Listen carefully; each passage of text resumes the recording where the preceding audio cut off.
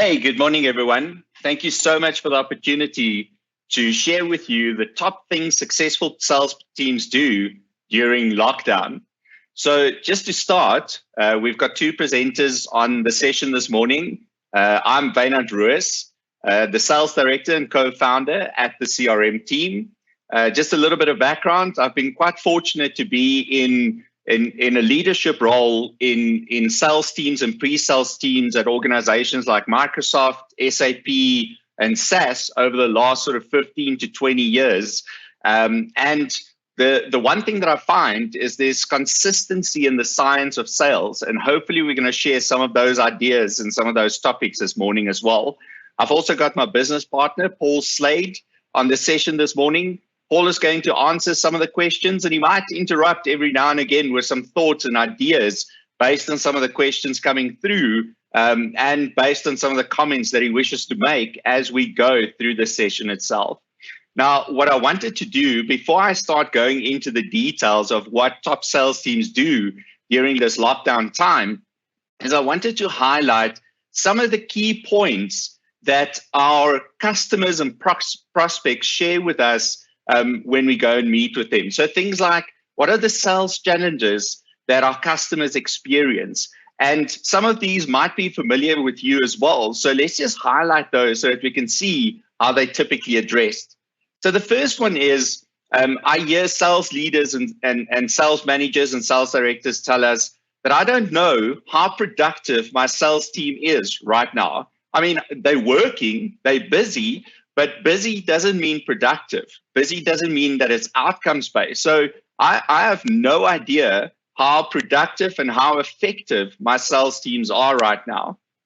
They also say that I don't know if there's a correlation between sales activity and output. I've got guys that are working overtime and throughout the night, but I don't see the effect in their numbers. And then I see guys that have 2, 3, 4 sales calls and their numbers are made. And what I'm trying to figure out is, what are those activities? What are those characteristics that differentiate the guys that make their number from the guys that don't? I also hear that I don't know where my salespeople are spending their time and whether they're effective. I don't know which prospects are wasting our time. So this is one that's quite common that we get quite often, is you do quotes, you do proposals, you respond to RFPs, never to hear from these customers again. So what are they doing? Are they just comparing prices? Are they really interested in your services? And if you can't remember what the last quote looks like, we've had scenarios where two different quotes with two different prices were sent from two different teams in the same business unit. And it creates chaos within those customer organizations.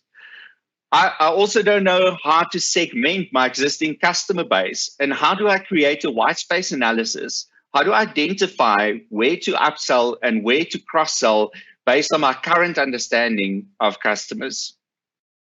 I'm wasting so much time correlating Excel spreadsheets when I should be coaching my team. So this is another common one that we see with customers where a sales director or sales manager is spending a week, a month, trying to correlate changed Excel spreadsheets that the sales teams have updated in order to do a forecast back to business. I don't know if my marketing engine is creating quality leads. I don't think they do, but I'm not sure. It takes on average 12 prospect engagements or 12 engagement with a lead to close a deal. Are we disqualifying these leads too soon? So are my guys getting discouraged by phoning a lead once or twice, not following up with a WhatsApp and a message and an email? Aren't we touching them enough and then disqualifying those leads only to lose the business to competitors? We haven't enabled a low-cost sales engine to cater for those less profitable customers. Salespeople are hell of an expensive. So you can't go and see the rats and mice on a daily basis, but you don't necessarily want to lose those rats and mice to your competitors, because a rat can grow. Well, I want to say a rat could grow into a cat, but that's highly impossible. But those small companies can grow into bigger companies with your assistance and with your help. I don't know how much time my team wastes creating mediocre proposals and quotes that don't convert. I mean, I don't know if our CI is adhered to. I don't know if our terms and conditions are adhered to. Are we taking out line items or exclusions that might dramatically affect or impact us in the long run? And then the last one is, how do I ensure that I'm not the bottleneck, but I still control or tightly control my margins? So another thing that we're seeing in tough times like this and challenges that our customers have is all of a sudden the sales director or sales manager micromanages everything. So every quote has to go through them. Every opportunity needs to be signed off by them, and you're not actually enabling your sales team, and it becomes very impossible to scale. Now, if the reality is we can actually go on and on and on, but there's not enough time in this little session to cater for all of these scenarios that we see our customers are concerned about or are challenges for them currently. Things like profitability, things like, are their salespeople leaving? Things like, can they retain their salespeople? So there's a list of these concerns or these challenges that our customers face. Fortunately, every challenge is an opportunity. So we're going to highlight the 5 things that successful teams do during lockdown. So let's just get straight into it. The first thing that top sales teams do during lockdown is they don't stop marketing. So this is essential. To stop marketing at this point in time is business suicide. And typically, this is the first thing that gets cut. So you stop Google AdWords, you stop advertising on social media. Your previous ways of advertising in the past, for example, things like flyers, things like banners, things like the radio, for that matter, is no longer effective. Also, spray and pray marketing into your entire customer base via email and SMS is a guaranteed way to piss your customers off, as opposed to really retain them and keep them or excite them about the offering that you've got. So what we see these top companies are doing at the moment is that they don't stop marketing. They're actually just marketing more effectively. Now, I've borrowed a concept from a guy called Andrew William Smith. I highly recommend that you go and follow him on Facebook. He's got really nice tips and ideas of things that you can do for your business during this time. So I highly recommend to go and have a look at him on Facebook. But he's got this concept of a peacock, or I want to say peacocking, but that's something completely different. So the concept here is that your website at this point in time has to be your most important marketing and sales asset. But you have to ask yourself the question, what does my website say about my business? Is my website set up in such a way that it converts? Do I entice people to engage with me on my website? Do I allow people to interact with me on my website? So it's critically important to understand that marketing has shifted a lot further down the sales cycle than it used to. So, for example, customers nowadays or prospects nowadays go and do research. And if they're doing research on the websites of your competitors because your content is not up to date or your website isn't enticing, it doesn't really cater for engagement, guess what? They're going to go to your customers. So this concept of peacocking is using all of the different services that are available to you to ultimately go and attract action and activity to your website in the form of a peacock. So it typically looks like this. Now, if I look at some of these components, for example, Facebook marketing is one of the most incredible marketing engines that uses AI to really target very specific customers with a very specific message. I'm sure all of you have seen that sometimes it seems like you just thought of a specific topic or a product, and the next time you open Facebook, that topic or product is highlighted. It seems like when you have a WhatsApp chat with your mates, when you open up Facebook, for some odd reason, they know about what that chat was about. One of the things that I'm quite fascinated by in this Facebook scenario is I recently started looking at new bicycles during this time. And when I open up Facebook, you can see the guys that are targeted, that has a very specific message and that knows exactly what I was looking for a road bike and an indoor trainer. They don't push mountain bikes or that kind of thing in that session. The same applies with things like LinkedIn. When you run email campaigns, the objective should be to bring traffic to your website. Google AdWords, you need to be on top. You need to ensure that your search engine optimization is structured in such a way that if people are looking for your products and services, that you can actually bring that activity into your website. And then lastly, you know, things like webinars and email signatures, all of those capabilities should ultimately come to your website. So the second thing that successful sales teams do during this time is they give their existing customers extra special love and attention. I mean, you really have to. These guys are the guys that are currently paying your salaries. And for some odd reason, there's a disconnect in many companies where you spend so much money acquiring new customers or trying to acquire new customers that you actually forgetting about your existing customers.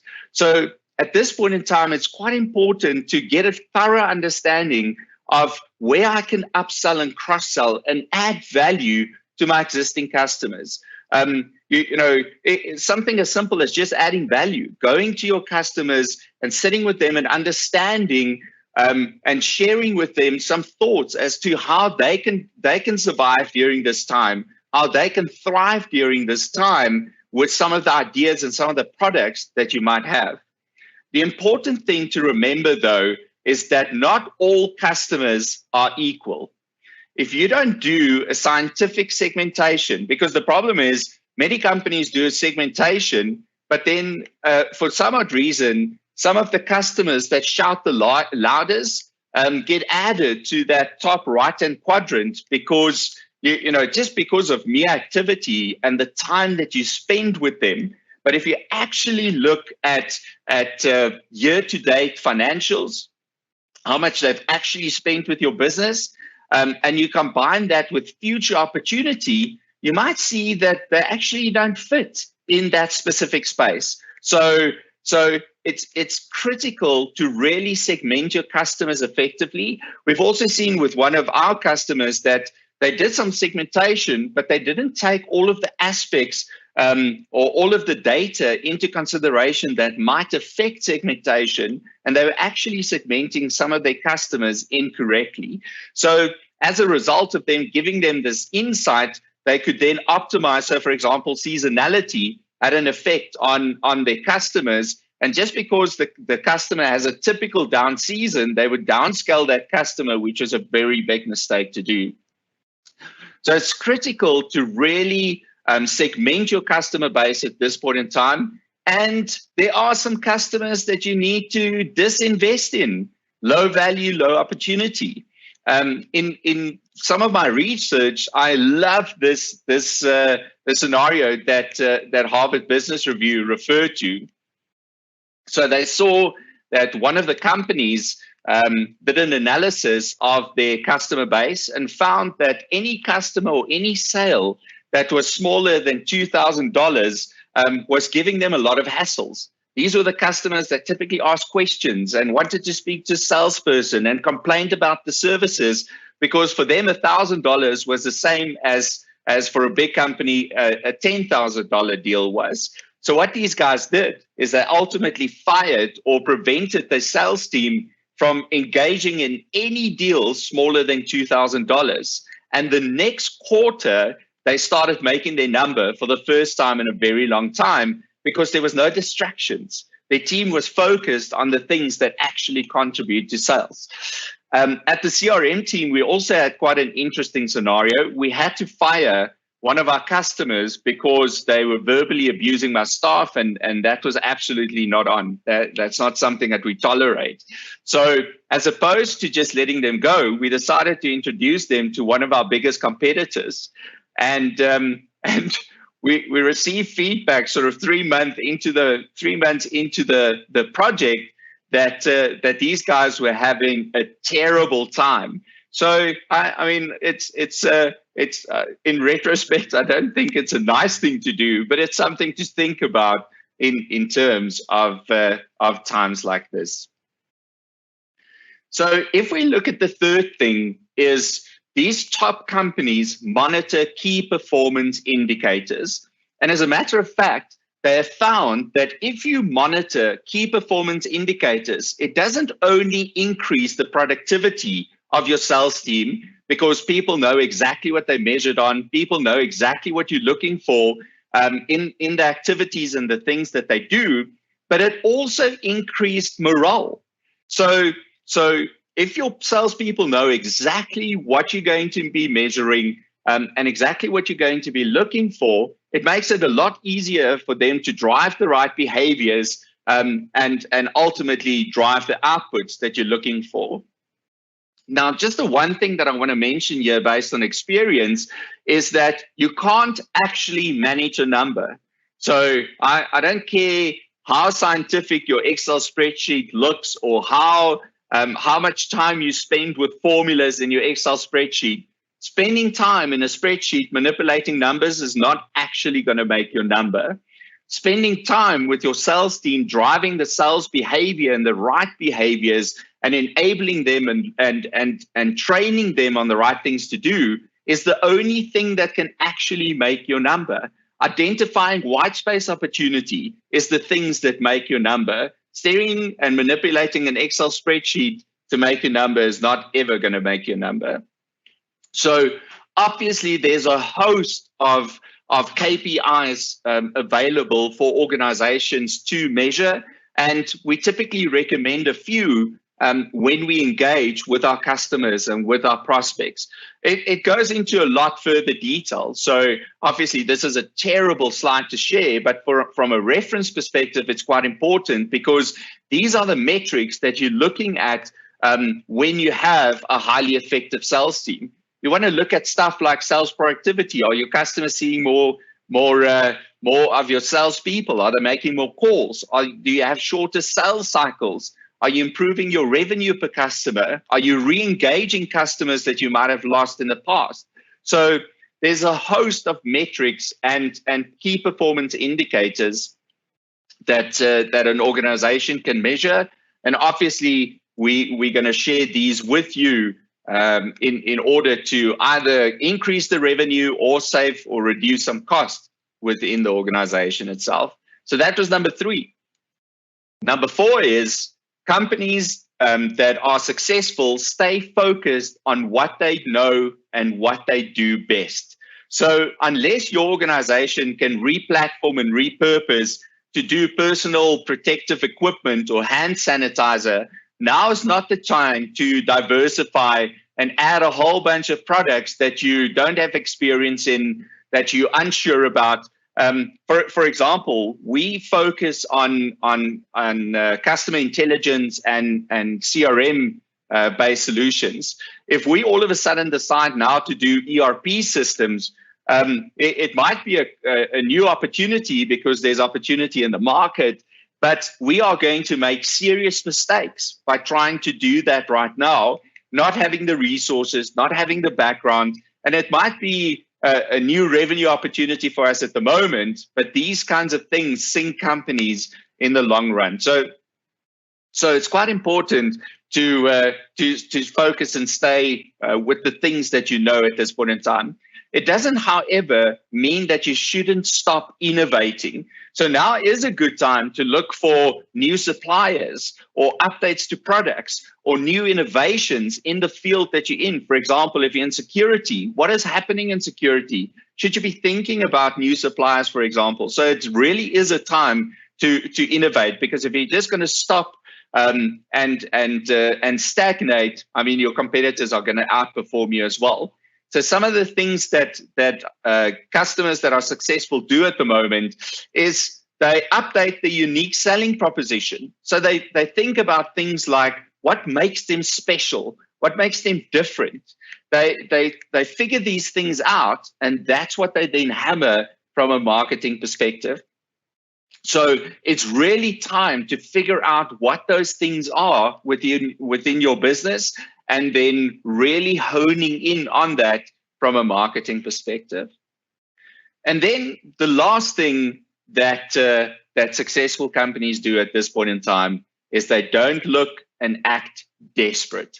The worst thing that you can do now is just to slash prices, or to all of a sudden half your quotes, because customers actually pick that up from a value perspective, and they realize that your existing customers firstly realize that they overpaid for a product that they could get a lot cheaper, because clearly you're making a hell of a lot of margin if you can cut your prices in half, or if you can give 50, 40, 30% discount. So they experience that from that perspective. And your new customers as well, just by nature, they get put off by the stench of desperation. So companies that are successful right now stand their ground. They focus and hone in on the value that their products actually bring to organizations, as opposed to speaking about the products themselves.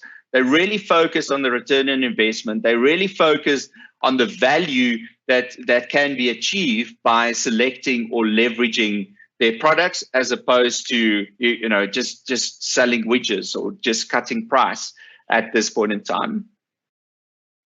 So the question is then, how can the CRM team help and assist you enable your team? So there's really two things that we wanted to highlight in this webinar this morning, that we believe makes a big difference to organizations. The first one is Power BI reports and templates. So having done these kinds of insights and templates and reports for organizations and dashboards for organizations, we've managed to build up quite a template structure that we can very quickly enable for organizations, irrespective of whether they have a Microsoft ERP or CRM platform. So this is not dependent on a Microsoft environment. We can connect to other environments like Sage, SAP, even Salesforce.com for that matter. So these kinds of insights allow you to really get a thorough understanding of what's happening within your business, and you can really configure these to give you the key attributes that you're looking for. One of our customers, it's actually a reference customer, so I'm going to name them, Vitality Life. One of the guys, or one of the team members, senior team members in that team, actually has Power BI dashboards on his phone. So when the operations director walks through the floor, he can actually scroll through on his iPhone, on his watch, and have a look at the tiles and quickly say, we're currently sitting at a conversion rate of 30%, but it is still early during the day. We know statistically that it only starts picking up from about 2 o'clock. So our peak times is between 2 and 5. So we definitely think that this is going to pick up. So it really allows us to get those insights quickly. So that's the first thing. The second thing is having the ability to create a single customer view. You can't create targeted marketing or a white space analysis unless you have a comprehensive view of what your customers look like today. And some of the key things that we speak about there is demographic data, transactional data, behavioral data. And these kinds of data sources typically sit in different places. I mean, my transactional data sits in my point of sale system. It sits in my ERP system. My behavioral data sits on the website. What am I doing when I log on to your e-commerce website? What am I doing when I interact via emails or when I phone your contact center? And demographic data might sit in your CRM system, for example. But unless you holistically combine all of this data to really get a comprehensive view of what your customers entail and what they look like, it's really impossible to do targeted marketing to focus and hone in on the things that you want to upsell and cross-sell to that customer base. So what Microsoft has done is they've released a platform called Customer Insights or Dynamics Customer Insights that connect to most data sources. So it doesn't matter whether you run Oracle, whether you run SAP, whether you run Salesforce, whether you run Sage. It doesn't really matter what those systems are, those point of sale systems, ERP systems, CRM systems, Excel spreadsheets for that matter. Many organizations still keep customer data in Excel spreadsheets. So we use existing connectors to connect to those data sources that ultimately allows us to map, match, and merge your data in order to get a common understanding of what your customers do based on their demographic, transactional, and behavioral data. We then put that through analytics and machine learning. It's all part of the platform as it stands, and that can then be consumed in a variety of ways. You can report on those. You can enable those through targeted marketing lists. You can consume it through Power Apps in the Power Platform. You can update your ERP systems with that information. But what is important is the output of that is the single common understanding of what your customers do. What is your customer lifetime sales at this point in time? How much do they contribute? How much opportunities are open and exist against that customer? How many leads? What is the qualification rate? What is our conversion rate? What are they doing on our website? How are we interacting with them? So every time they log on to our mobile app, or if they send and receive an email or interact on social media, all of those events are ultimately tracked in the single environment or the single understanding of what those customers are. And we then use machine learning to ultimately determine what we need to market to those individuals that we can then interact with. So those were really just two things that we wanted to highlight that we see companies benefit of directly and very quickly in this time. So obviously you don't want to spend months before you get this, and by that time the virus is over and people are mobile. Not that that's going to positively necessarily affect your business in the next 6 months. So whatever you put in place now needs to carry through for the next 6 to 12 months. So those are the two things that we see highly contribute to customer value at this point in time. Hey, Werner, just a quick mention on that. I mean, obviously, if any of the folks have been watching some of the other webinars, you would have seen some of the bot capability that's been showcased. And bots are an amazing way of helping at least address a lot of the questions and some of the volume that you would have gotten in the marketplace right now, whether that's in sales or even in customer service. The last tool that you just spoke about is a critical component of making sure that the bot is not just a dumb service that effectively collects an email address, a conversation history, and sends it to someone to respond to.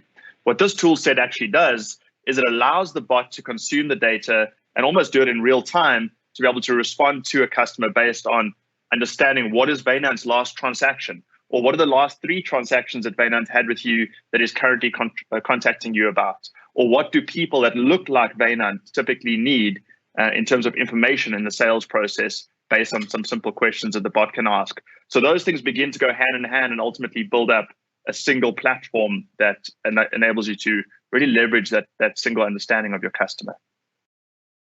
That's 100% right. That's 100% right. So final thoughts before you jump onto that.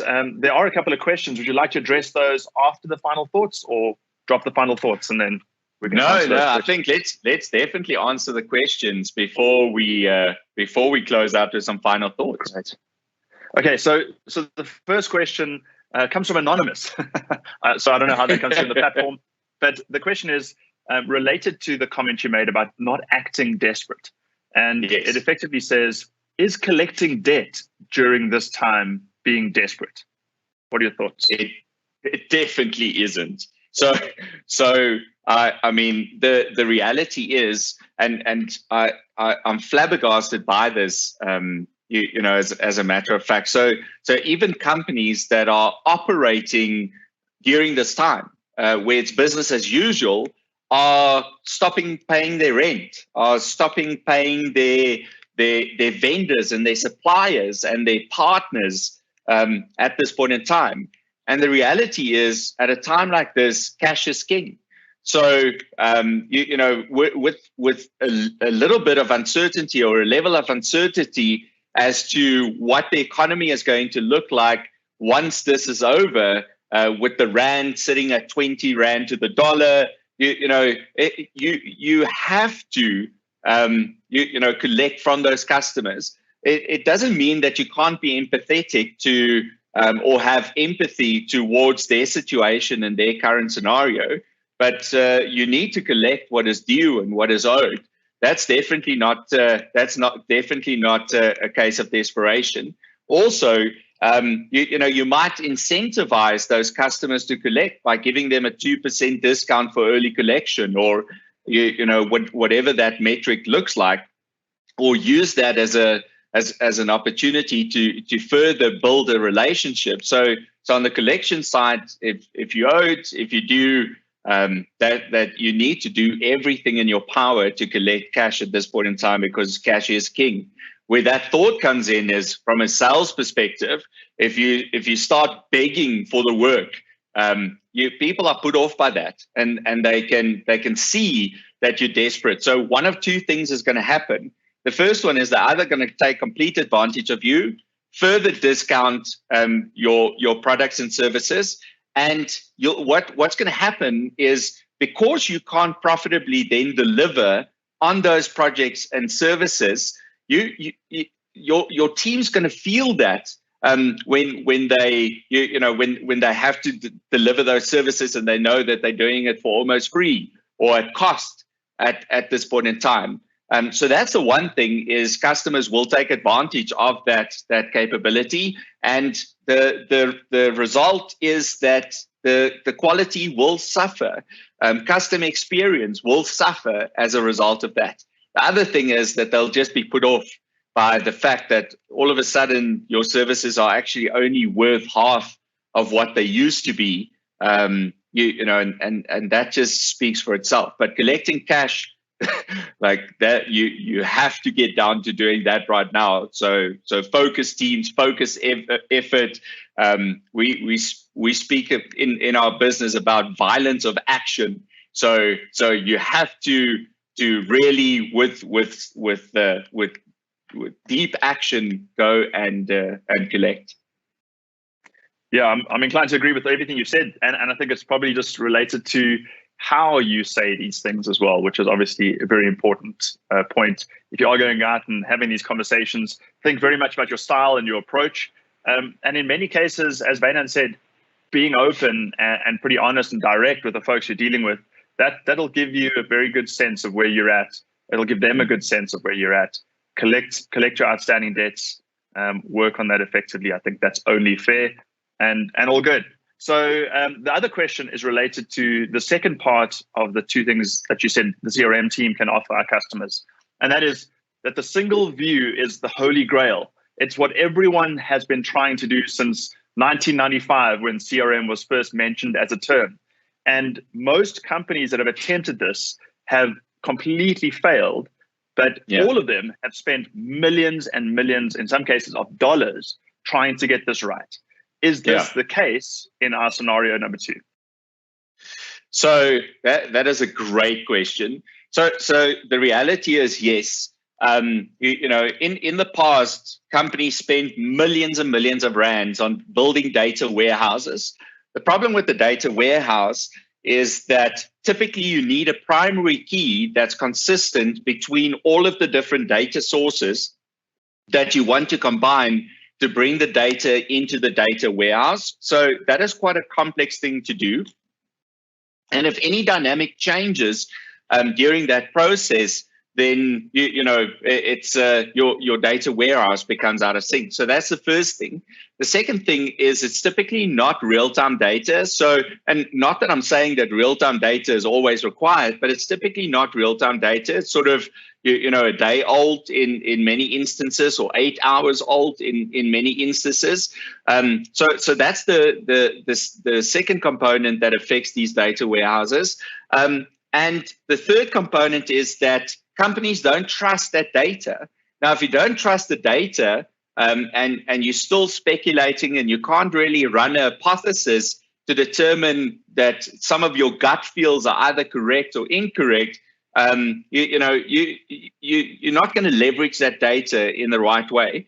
So what makes customer insights dramatically different to a data warehouse, for example, and in many instances, we still leverage a data warehouse to get real-time data or updated data or as near real-time data into the system as possible. As Paul mentioned, we typically connect bots to the system so that if I interact with it, it knows what my last transaction is, and it skips a whole bunch of processes and defers customers before they actually call the contact center. So what makes this difference is we use the Power Automate connectors that exist for most data sources and most databases today, and then use AI to make inferences of the data in order to create that customer view, or that single customer concept. And that gets updated on a very frequent basis. Now, the AI is what makes this different to the typical data warehouses, because I could in one system have Wynand@thecrmteam.com with a W Ruiz as my name. In another system, I could have Wynand R, but my company name is the CRM team. Customer Insights uses the AI capability to understand that the name in the email address is the same name that I've got within my company or with my business, and then makes an inference and says there's a 90% chance that these are the same people. And you can then set these thresholds to say, well, if there's a 90% chance, automatically merge those customer records into a single record so that we can then understand what their buying patterns, behavioral patterns, demographic data, all of those understandings are. So we've seen absolutely great success and very quick turnaround times by implementing the solution for customers because of the insights that it generates. The other thing that I didn't mention that's quite specific around that is that it has built-in propensity models and built-in churn models. So it will do things like cluster customers and say, these customers have the following behaviors, therefore we recommend that the following products are associated to them based on those behaviors. So this is really what makes this different, is as opposed to spending 6 to 12 months building a data warehouse, we get these systems up in 2 to 3 months. So it makes a significant difference in organizations. Absolutely. It's weeks and months and not years and years, or maybe decades in some of the other cases that we've spoken about before. There's 2 final questions, or maybe a third that's snuck in there. If I can ask Juice, you've actually added a question. Can I ask you to elaborate on that slightly, and then we'll address that. It is related to the customer insights discussion. But as a result, I'm going to open up Peter's question first. And Peter says, would you suggest that an in-house IT team build a company-specific CRM, or rather outsource to have it built and extended? What would the time and cost implication typically be? So this has been an age-old debate, and I'll give you my contact details just after this, because we've got some documentation that speaks to build versus buy and the implications of that. So there's clearly benefit in having an internal team build your CRM system, because it's built on your processes, it's built on your IP, it's built on your understanding of how these products work within your business. But what we typically see, and we see this more and more within organizations, is that you need to maintain the development team that ultimately builds that solution for the business. And the IP sits with 2 or 3 people in that business.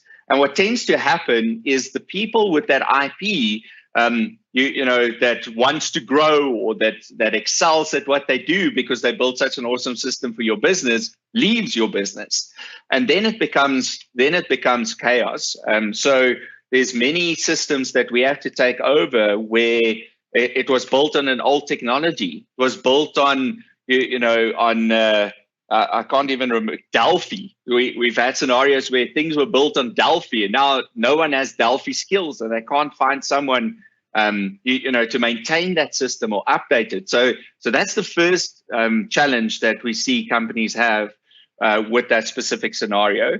The second one is for very simple things that should just exist, and I hate it when that concept comes up. Obviously, it should just do this. Might take weeks, might take months, and goes on the backlog for these 3 or 4 or 5 guys building your internal system. So you have to wait quite a long time to actually get this functionality, as opposed to when you invest in a tool set like Microsoft Dynamics, for example. They've taken best practices from a variety of customers over the last, since 2003. So over the last sort of 18 years, and embedded that within the application as it stands today. It's already integrated with applications like Outlook and Teams and Word and Excel and these productivity tools that your teams use at the moment already, where that comes as part of a checkbox, as opposed to a development team still having to figure out how the SDK works to ultimately make that real within their business.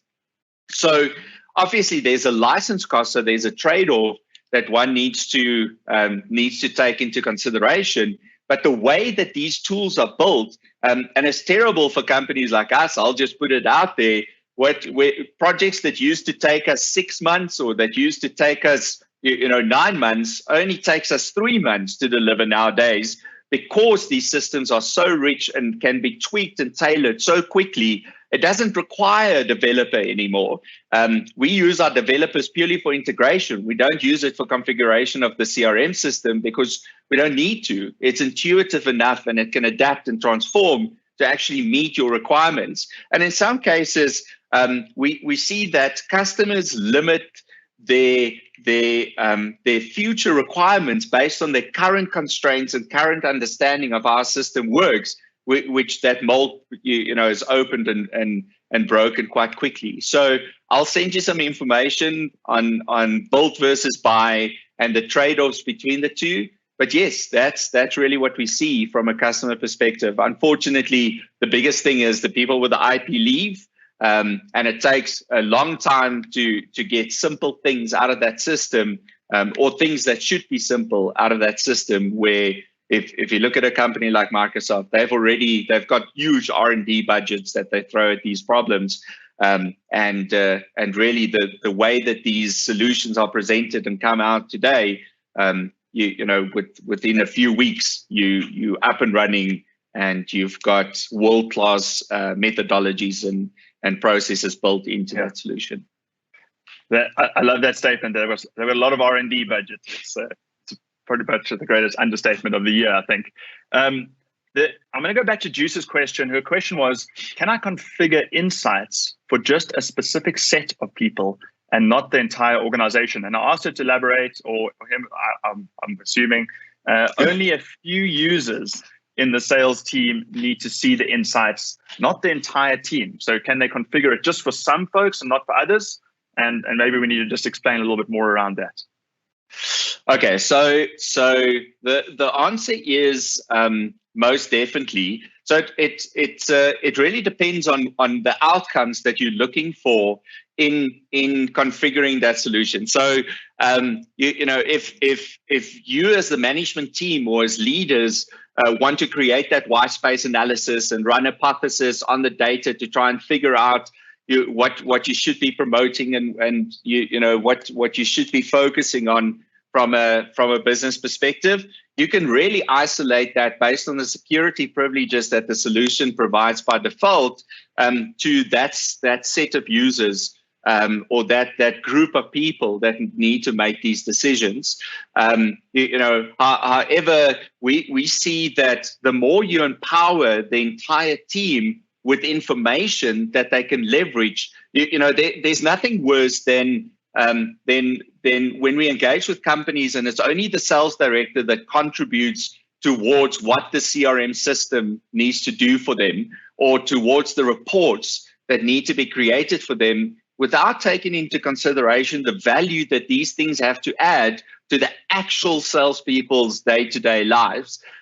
Because I don't want to add administrative overhead to a salesperson's life. There's nothing worse than having to come in on a Monday morning and sitting late on a Friday afternoon updating my CRM system. I want to do my day-to-day work. I want to schedule my meetings in Outlook. I want to use my mobile phone to phone my customers. And I expect all that activity to sit in the CRM system and get tracked automatically. So that's the first thing. The second thing is I want the AI in those systems to give me insights, to prompt me on things that I should be thinking about, things that I should be speaking to the customer about. So if you're using customer insights and you're actually enabling a salesperson with some key information, because once again, you can expose certain parts of the outcomes that you get from using customer insights, those very specific parts, to those salespeople. They don't have to see the entire picture, but those components can make a huge difference in the conversations that they have with their customers and the outcomes that drives. So definitely the privileges and permissions allows you to be very specific as to what you can and can't share. But yeah, it's all about enablement and driving the right conversations. Absolutely agree with that. I mean, technology as a tool set should be serving us as humans and not the other way around. We always talk about that master-slave relationship. If there's a master Excel spreadsheet going around, someone's a slave to it. And we don't want that to be the case in any of these kinds of solutions that we build. We want the solution to, as much as possible, serve the individuals using it and the greater business around it. So hopefully that answered your question. If it didn't, please let us know and we'll get back to you in some more detail. And there are a couple more questions sneaking in. The one, again, related to data is that we have all of this data. However, we do not have the capacity nor the expertise to filter this and to use it positively. Do you suggest a special, in inverted commas, sales CRM team be allocated to utilize this info to increase sales and client interactions on a weekly basis? So my answer is obviously going to be biased, but there's like a little tweak in that question that I'll get back to in just a second. So the first answer is you could. I mean, technically, you could go and acquire customer insights. You can phone your account manager at First Technology Group and acquire customer insights and work with it and figure it out and spend 3-6 months trying to figure that system out. Or alternatively, we sort of engage in weekly iteration. So within a month or two, we brought all of the data sources in. We've matched and merged the data that has come in, and we generate the outcomes that you should be looking at. Now, the key thing here is we only have to connect to those data sources once. And even if we in future want to bring on more data sources, we don't have to break any of the things that we did in the past. It just brings that data in, goes through the same process, and then runs the output.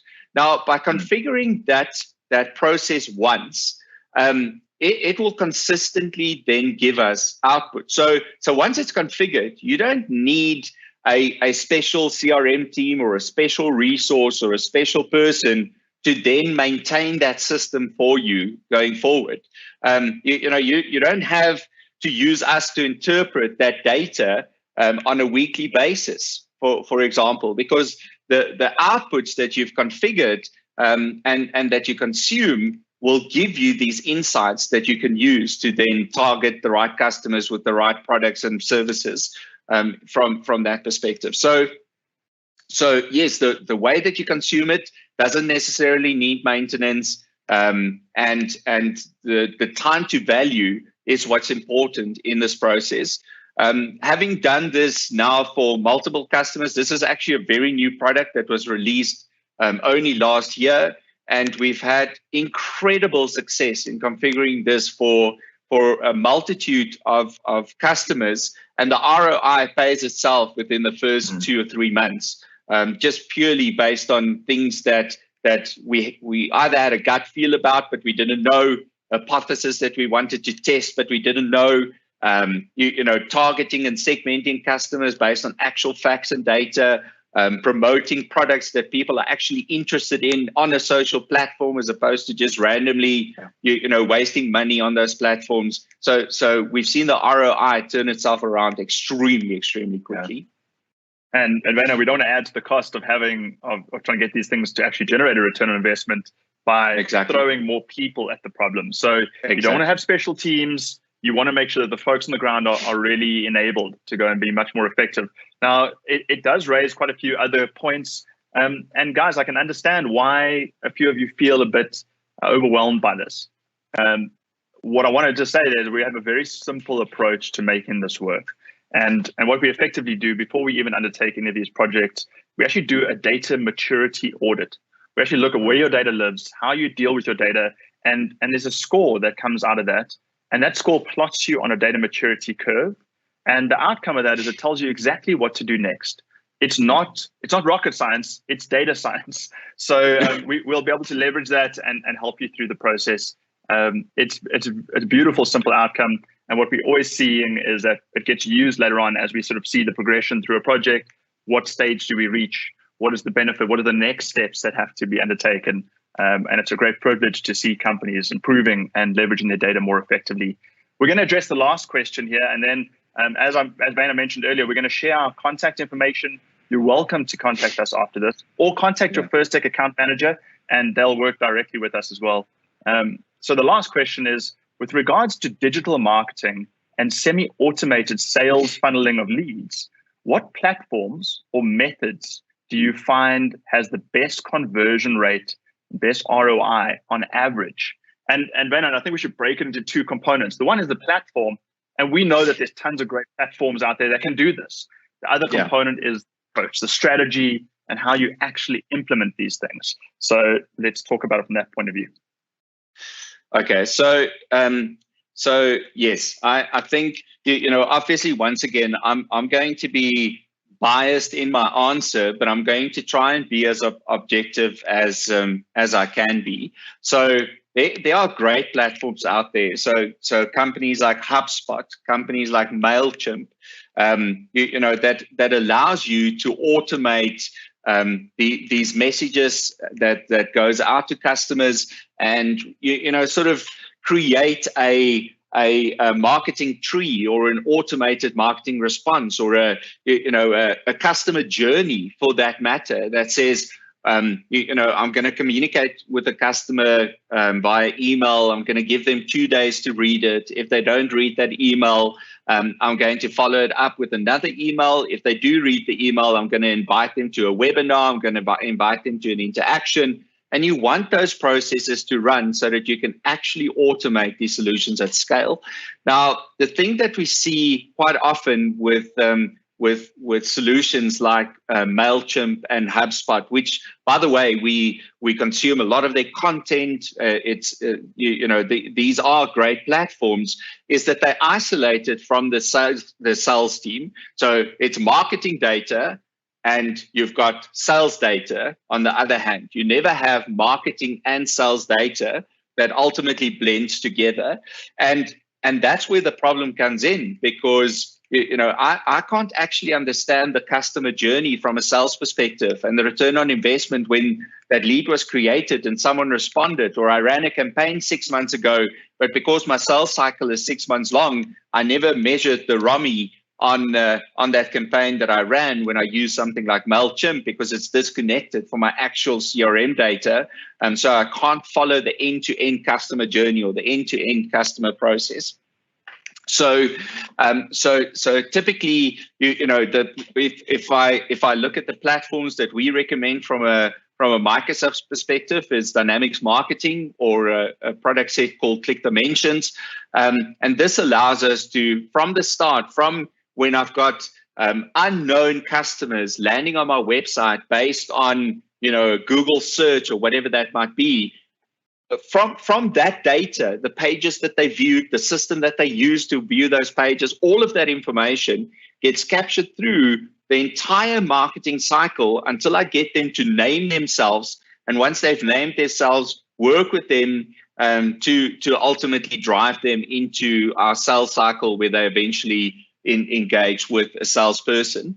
Now, once again, not all leads are equal. Not all leads convert, or not all leads should convert for that matter. I mean, your conversion rate should get better the more you work with marketing. So the more you give feedback to marketing to say that companies that look like this have a much higher propensity to convert than companies that looks like that.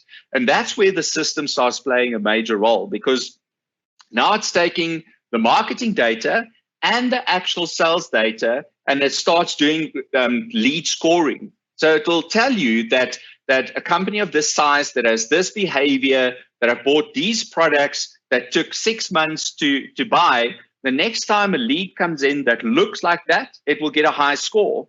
Where companies with a smaller team, or with a product like this or whatever, we do 2 or 3 quotes for them and they never convert. The next time a lead comes in that looks like that, it scores it lower. Now, what makes that important is that it allows the sales team to focus on the highest priority, or the leads that have the biggest propensity to convert first. We're not saying that you should never look at those other leads, but you shouldn't prioritize those leads. You should focus on the ones that have the highest propensity to convert.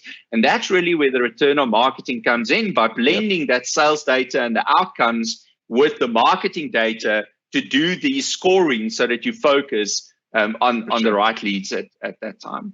And those other leads you're talking about, if they're slightly lower on the score, they can be dealt with by least cost channels or less cost channels. 100%. Yeah, so that's, again, where you can put those into a nurture program, or you can put that into, driving them to your website or to a commerce site or whatever, yes, by using the customer journey designed for those specific leads. And you do this at scale. You configure that customer journey once, and every time something acts or looks or whatever, based on what the scoring has determined, it will follow the customer journey designed for them. That's great, Bernard. So I think we've got 2 minutes left. Just to summarize on that, I mean, obviously we're focusing a little bit on the Microsoft platform there, which is exactly the platform we've chosen as a business to work with. Bearing in mind, when we started this business, we had the opportunity to go and evaluate loads of other platforms. The reason we chose the Microsoft stack is it really is a unified one. It's also one that's extremely secure and allows us to very simply automate processes across the entire business. And if you think about it at the very highest level, we're able to analyze, act on that data, and then on that analysis that we've done, understand what that action actually gives us, and ultimately then automate that to drive these kinds of insights and processes at scale. Vaina, thanks so much for sharing today. Won't you just share how people can reach out and contact you? And then we'll also make sure we give the details across to First Tech. Okay, perfect. So guys, there's the link. The crmteam.com/successful-sales-teams. Please, if you go to that link, we've got this presentation loaded. On that link, our contact details are on our website. And while you're at it, just tell us what our website tells you about us. I'm quite keen to know. We spoke about this in the beginning. All of these campaigns and events need to run to your website. And is your website actually built to convert. So constructive criticism, even negative criticism as well. We'll take it. We'll take it all. Yeah, it's our opportunity to analyze, act, and then improve on that basis. So thanks so much, Bennett. I think we're going to close out and let everyone get back onto the next calls and setup that they have for meetings. I'm hoping that you're all enjoying lockdown and actually using the time productively. So the crmteam.com/successful-sales-teams. I would love to hear from you. Thanks, guys.